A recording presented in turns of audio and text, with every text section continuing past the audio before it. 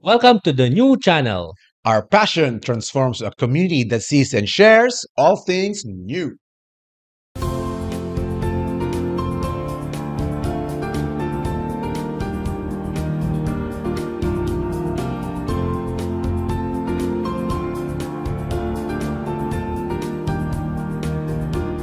The new channel. Hashtag TNC Now. The views, opinions, and insights expressed in the following shows are those of the host, producers, guests, and viewers. They do not necessarily reflect the position of the channel. Viewer discretion is advised. I'm Erwin. And I am Carlo, and we are in Pasig City. Welcome to Season 4, Episode 46 of Shots Fired.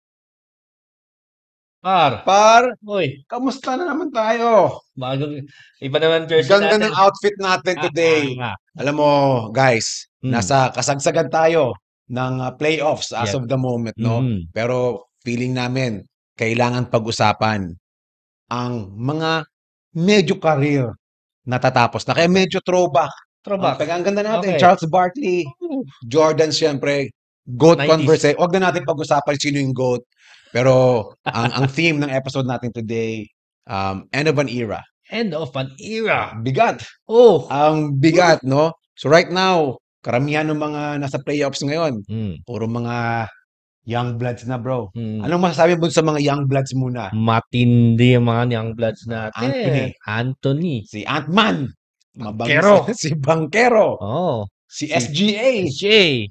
Si Exciting. Wemby. Si Wemby. Next year siguro. Next si year. Wemby. Ayan. Malapit na Mm.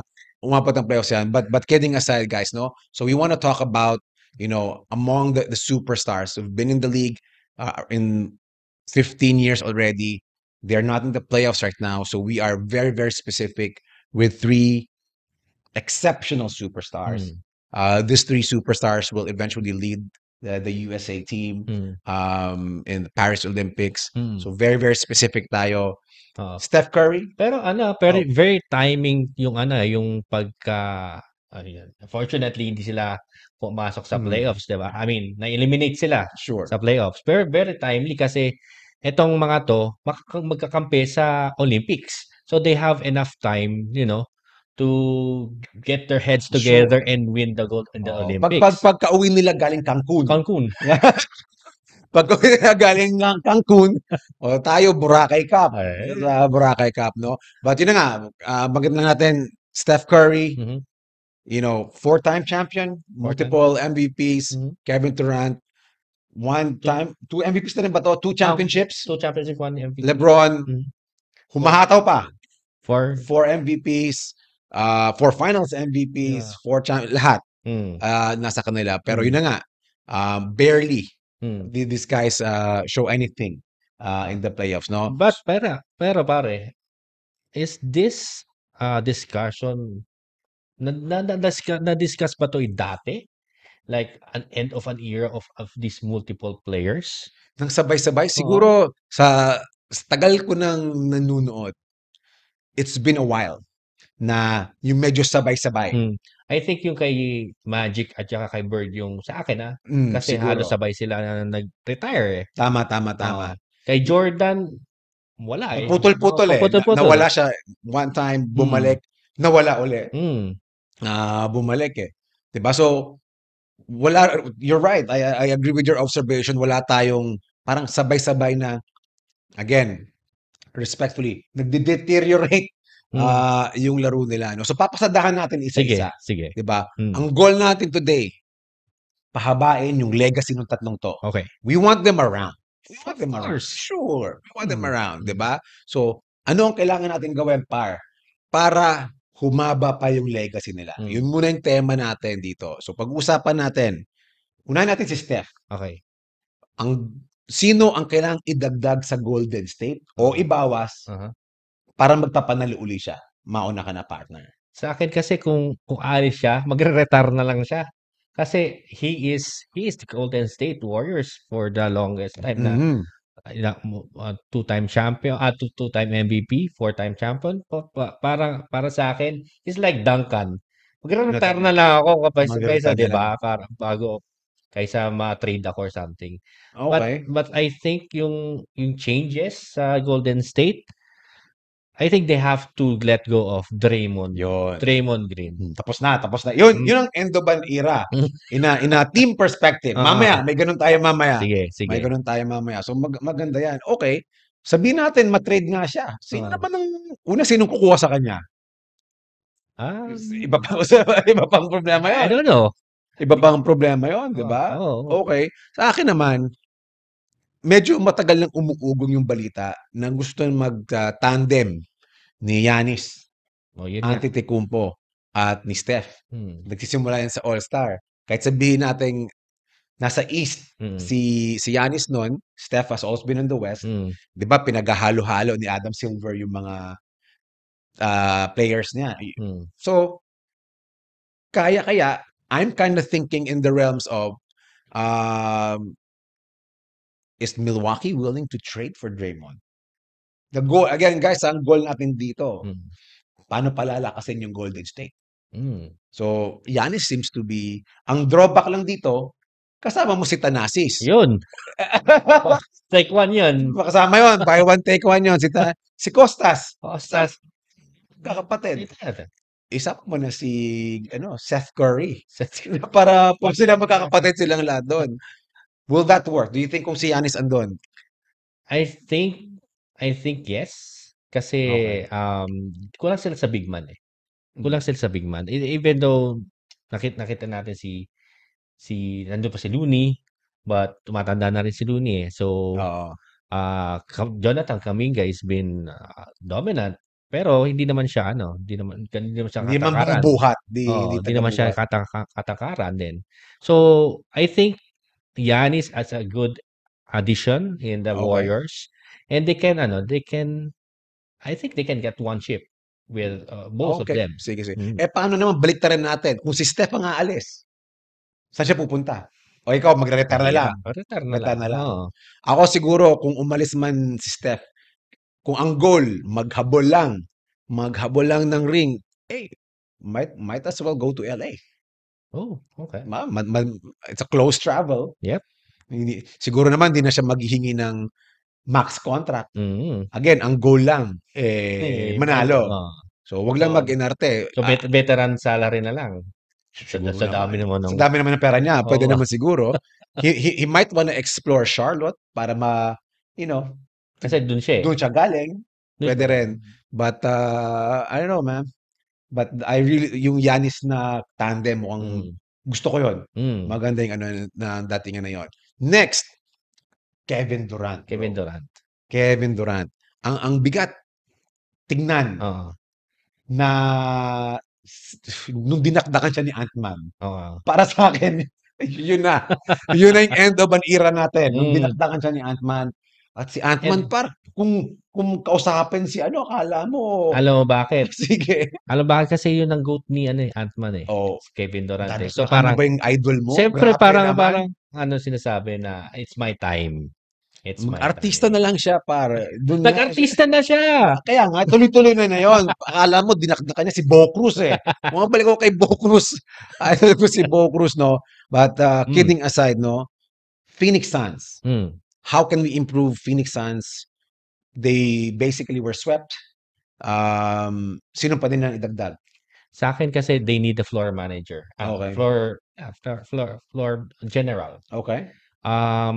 Para sa akin it's a big loss that they traded Chris Paul for Bradley Beal kasi kakapasok pa lang ni Kevin Durant nung time na so it's just one season. Sana they give it another season with Chris Paul. But floor general ang kulang sila. Walang ano sila eh, isolation yung place nila That eh. has always been their game, di ba? Mm. Kevin Durant, nabuhay siya in isolation play. Booker, ganun din. Bradley Beal. And Bradley Beal, guys, he is owed $50 million every year for the next 3 years. And no trade clause. With no... Kapal ng mukha! Kapal ng mukha! Intindi, no? But you're right. In a point guard perspective, no? They might want to explore one of the Ball brothers. Pwede. Di ba? Lonzo Ball. Si Pwede. Lonzo Ball. Specifically si Lonzo Ball. I think it makes sense. So Lonzo Ball, more or less 2 taon na siyang hindi naglalaro. Chicago Bulls, medyo hindi na sila umuusad. We can kind of expect DeMar DeRozan not to be in Chicago next year anymore. We could also expect that si White na, yung pinaka-main guy nila. Medyo long term. Kobe. Si Lonzo kasi, hindi naman niya kailangan bumuhat. Kailangan. To your point, kailangan ng facilitation lang talaga. And I think he could do that. I mean, at a minimum, they could do a deep playoff run, second round at least. Correct. Excuse me. So, makakatira ng sandamakmak na 3 points yung mga kasama niya, no? Pero may chismis dun sa ano. Grabe. May chismis sa Phoenix. Okay. Sinare natin sa brother natin, Chino, ha? Si Booker. Gustong pumuntang New York. Nag-iinarte lang yon. Nag-iinarte lang yon. Porque talo. Nag-iinarte pa ka. Wag siyang ganun. Wag siyang ganun. Una, hindi siya kailangan doon. Bakit? Nasa second round naman ng New York ngayon. So, bakit siya tatanggapin doon? Makikipag-agawan pa siya ng bola kay Brunson? Wag na. Wag na. So, if that doesn't work, Kevin Durant, again, next part is he could explore LA. For you, it's LA. So, For bakit me, si LA?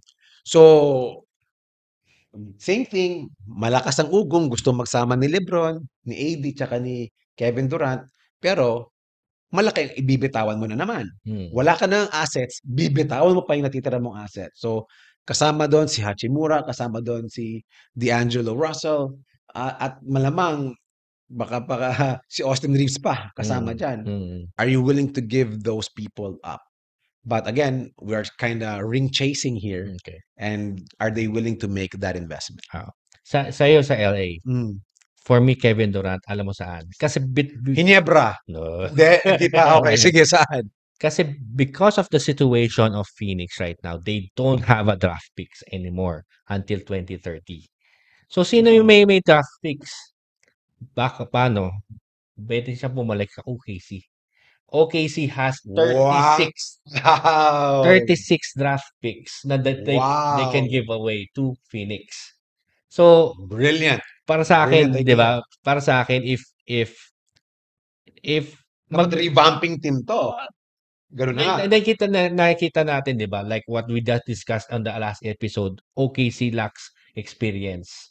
So if we put in the guy like Kevin Durant who has a championship experience, who can lead the team in a veteran level, maybe this will be a dynasty for a long time.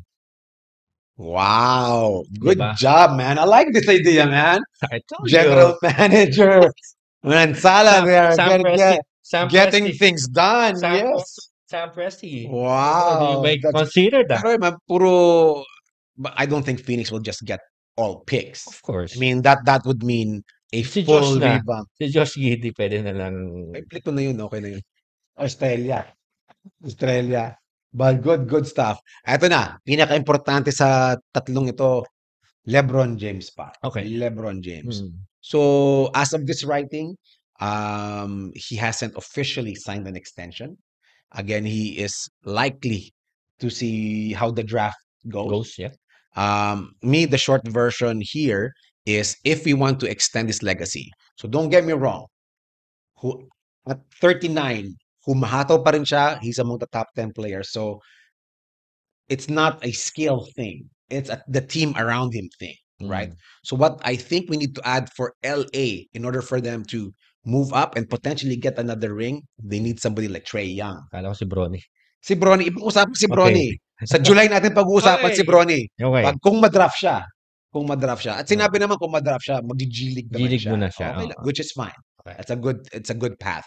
So I think Trae Young is good here. Why? It relieves LeBron of a lot of the pressure bringing the ball. Mm. Ang akin lang, I don't think Trae Young is gonna go there because I think San Antonio will go full court press Mm. on getting Trae Young. Mm. Baka naman pwede na nalang i-explore yung banana boat team. Sila Chris Paul. Si Chris Paul. Oh. Vet minimum, kailangan mo lang ng gwardya. Kailangan. Malamang si Carmelo baka mag-come out of retirement pa yan bigla. Baka. Hindi naman siya nag-retire, hindi siya sanayin, may pagkakaiba. But buhayin mo yung banana boat. Di ba siya nag-retire si Carmelo? He was not signed. Well, Not signed. Well, he So declared. it's available, you mean to say?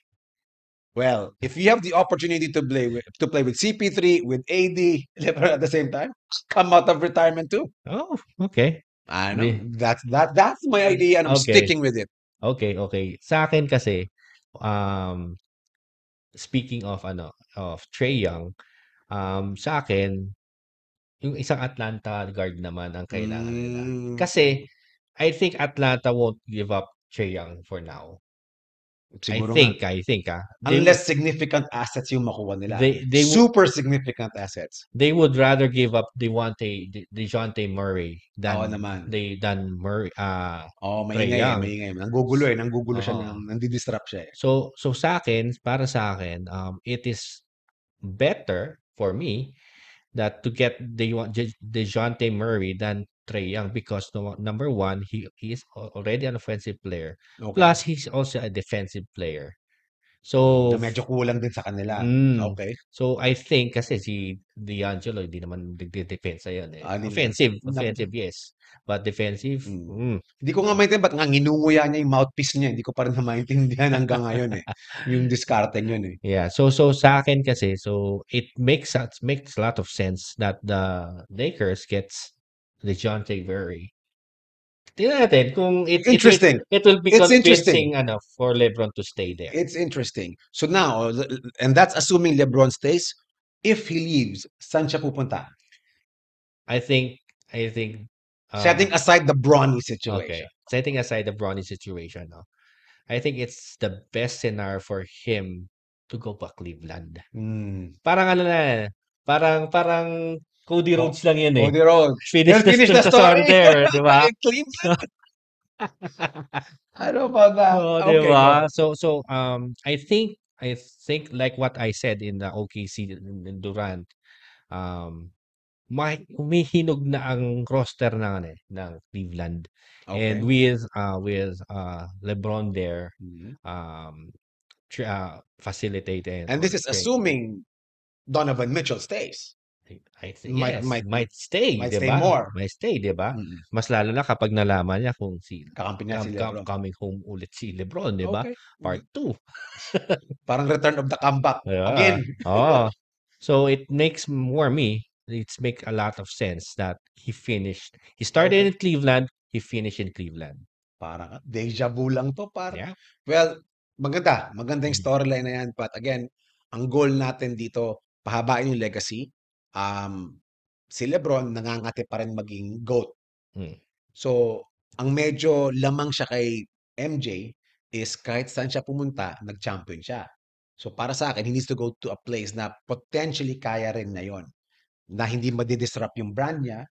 And syempre, mabayaran siya kahit papaano. Pistons, man. Huwag mo natin pahirapan. Mag-retire na rin ako kung gano'n. Focus sa kanya. Hindi, ayoko na. Hindi bale. Para kaya ng gilas ang Pistons. Wala sa akin. So, I think, hear me out, pwede siya mag-Philadelphia 76ers. Oh! Bakit? May pera sila. May pera sila. Kala ko Houston Rockets ang dito. Oo, wala silang pera sa Houston. Walang tax nga doon, di ba? Walang tax, pero above the pa rin sila. Kasi max ba yan? Mapipilitan kasi nilang either i-max deal si Alpi at mapipilitan silang i-max deal si Jalen. Okay. So, para ipagsama yan. Ibang kwento yun. Yun. Okay. Pero in Philadelphia, ito yung mangyayari dyan. Si Joel Embiid, nangangate na. Nagkakasakit na, nasisira na yung tuhod niya, likod niya, mukha niya, lahat. Pero, amidst all of the injury, umaabot pa rin sila ng playoffs kahit papaano. Again, I'm using kahit papaano. Not deep run, but kahit papaano. Tyler Maxey, amazing. Kayang-kaya. Si Tobias Harris, thank you for your service. Pwede ka na umalis. Hindi ka na namin kailangan doon. Anong height niya? 6'8"? 6'8", so pwede siya sa PBA. Ayos. So hindi tayo madidispute Okay. ng PBA. So pwede siya sa PBA. Ayos na yun. Doon ka na. Kumita ka ng 39 million, 0 points, game 7. Game 7, 0. Anyway, Buti pa si Batum, no? buti pa si Batum. Yun na nga eh. Mas matanda na nga si Batum eh. So anyway, that being said, Philadelphia, malapit lang sa Cleveland, hindi malayong biyahe siya. Philadelphia, ready na. May team na siya doon. Isasalpak na lang siya. Kumbaga, plug and play na lang siya. He gets in there, so you can still have 5, Joel Embiid at 5. If you're gonna keep Batum around, which I think they should, at 4, LeBron at 3. Tyler Maximo at 2. Sabihin mo eto, ibabalik ko, si Lonzo Ball, kunin mo na. Again, facilitator. Sa akin I would suggest getting Maxi at a point and the 2 as Buddy Hield. He's been Wala yon, si Buddy Hield, wala yon para. Wag na yon, wag na Okay. yun, tapan mo na yon. Okay. Bumalik na siya. Anong height niya? Pero he's effective. 6'10"? Hindi siya 6'10". Hindi. Okay, so pwede siya sa Converge. Pero Pwede rin. effective siya sa Game 7 when Tobias Harris is 0. Game 7. Ilang minuto ba yung basketball? Ilang laro yun? Hindi siya pinalo eh. Kaya nga siya wala sa Pacers ngayon eh. Wala yun. Body Hield. Okay. But kidding aside, no, I think he has a ready built team there. Okay. Plug and play na lang. Find smaller pieces. And again, I think it's easy. It's easy for you to get, free agents with Tyler Maxey, LeBron, and Embiid. Si Maxey kasi, at malamang magsasign pa rin naman si Kyle Lowry. Wala na naman siya iba pupuntahan eh. Kasi kukunin mo siya? Hindi. Oh, magaling ka ba? Hindi mo siya kukunin eh. Pero automatic, I think they could do a deep run. At saka syempre, mas mahina pa rin yung mga team sa East. Kahit anong sabihin. Diba? Pero yun lang, we're just talking about the sad truth na medyo nasa tail end na tayo. Kaya rin na Steph, ni Kevin Durant, ni LeBron James. Malungkot nakakainis. Ako pa naman, number 1 medyo hater ni LeBron. Pero mamimiss din natin. Mamimiss natin. We need to devote one super episode for him. Yep. When the time comes. Yeah, the time Not comes. now. So, maliban sa players, end of an era, meron din tayong mga teams na feeling namin end of an era, dapat tapusin na itong mga team na to. Para sa'yo, sino yung team na yon? Sa akin kasi, the super team doesn't work anymore. Okay. Nakikita natin kasi bumalik ang dalawa lang. The dynamic duo works. The dynamic duo, the Murray, Jokic. It diba? works. It works. Si Ant-Man, sino ba? Towns? Pwede naman si Towns, pwede naman si So, si Gobert, pwede rin. Si Maxey and Embiid. So bumalik doon sa So, parang sa 90s dati, 'di ba? So, I think Scotty, KJ and Barkley. diba? So sa akin kailangan nila buwagin 'yan. Yung Phoenix na. Wala naman nangyari. So parang they have to trade KD and Booker kasi no trade clause nga si Bill. Unless he gives consent, which I don't think he would. I don't think he would. Yeah. So, yun nga, considering Booker will, he's looking for options na saan pupunta. So, tingnan natin. Na lang siya. Stay there.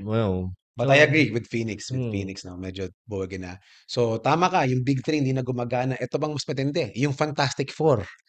Hindi rin gumana para sa Clippers. And teka lang. Bubuwagin mo na yung Clippers agad. Naman. Kakapapasok lang ni Harden Bar. Sige. Okay. Alam mo, favorite ko naman si Harden. Pero ito na naman siya. Ilang points na naman siya nung Game 6. Sabi siya. Diba? Wala eh. Wala talaga eh. Sabi siya. Biro mo, dynamic duo na nga lang yung kalap. Yun na nga eh. Dynamic duo, tinalo na yung Fantastic Four. Para sa akin, sige, wag natin buwagin masyado. Sinong ititira? Para sa akin, Kawhi. Wala ka namang wala nang naitutulong si Kawhi. Injured kasi lagi, Wala nang naitutulong si Kawhi. Ang ano lang, magaling siya pag magaling siya. So if I was the Clippers, magtitira ka ng 2 player. Ang ititira ko, handa na. Well, 3. Isama mo na si Zubac. Automatic siya dyan. You're gonna keep Paul George. You're gonna keep James Harden. Mag-retire na si Kawhi. Trade for Kawhi. Russell Westbrook is a free agent, if I'm not mistaken. Russell Westbrook goes to San Antonio. Sama sila ni ano doon. Yan. Walang problema doon. But kung Clippers lang, this Fantastic Four thing is not working. Oh, It's not working. it's not working, no? Not working. And some may argue, ba, Carlo, kasalanan ni Harden yan. Kasama na rin yun. Kahit saan pumunta si Harden, wala eh. Nagkakalat talaga pagdating sa Nagkakalat. playoff eh. Yeah. Diba? Buti nga merong playoff, playoff P. Ano nangyari? Wala. Diba? Last na sa aming special end of an era episode. Ito naman, coaches. Natapos na yung era ni Darvin Ham. Dapat ba siyang nasisante? Dapat. Oo naman. Pero sana hindi nga dapat siya na-hire eh. Nakakataka nga kung bakit siya na-hire. Pero I think nung time na yun nakita yung how he coach Milwaukee kasi galing Milwaukee assistant coach. Okay. So he was considered to be His credentials were there. He had some credentials. But yung idol natin na si Sante. Kasama si Phil Handy. Yun nga yun ang ko, yun ang pinagtatakaan ko. Phil Handy would have been a good head coach kasi he's had been the coach of LeBron since Cleveland pa. Okay. Cleveland pa. So may connect eh. May connect.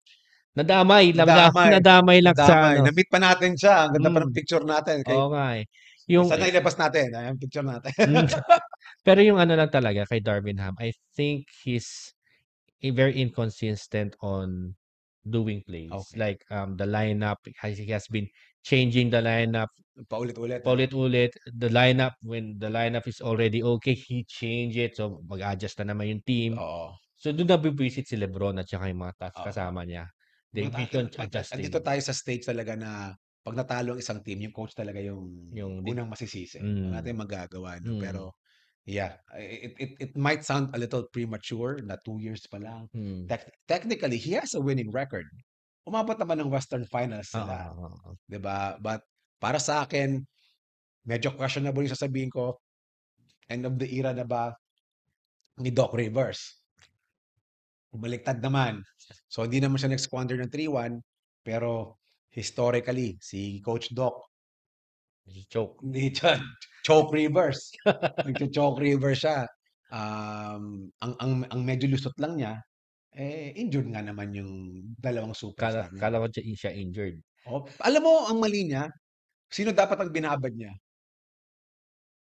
Kung talagang friends tayo, sino dapat ang binabad? Sa Milwaukee? Sa Milwaukee. Thanasis. Si Thanasis.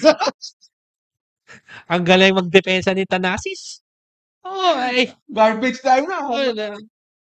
Wala na, tapos na yung laro, nagmagwarcha pa rin di ba? Defensive talaga. So, anong height niya? Ano ba height niya? 6'10" ba siya? Hindi. Wala siya. I think 6'7". Sana 6'11". Para hindi siya pati sa PBA. 6'7" na. Mas mababa, alam ko mas mababa siya sa kanya. Sa mga commercial, andun din siya. May sapatos pa siya. Sapatusin ko siya. Anyway, mga ka-shots fired, yun lang. Pasensya na, medyo negay yung tema natin, end of an era. Pero sa mga natin, nanonood, no? Dun sa pinag-usapan namin, si LeBron, si KD, and si Steph, sa palagay nyo, kung aalis sila, saan sila mapupunta? O kapag mag-retain sila, sino kailangan nilang palitan sa team? Write down in the comments. Swak yan. So guys, comments lang, like, subscribe. Thank you sa mga nagdi-DM sa amin. Salamat sa support. Again, by next week, bandang Western Conference, Eastern Conference na pag-uusap natin.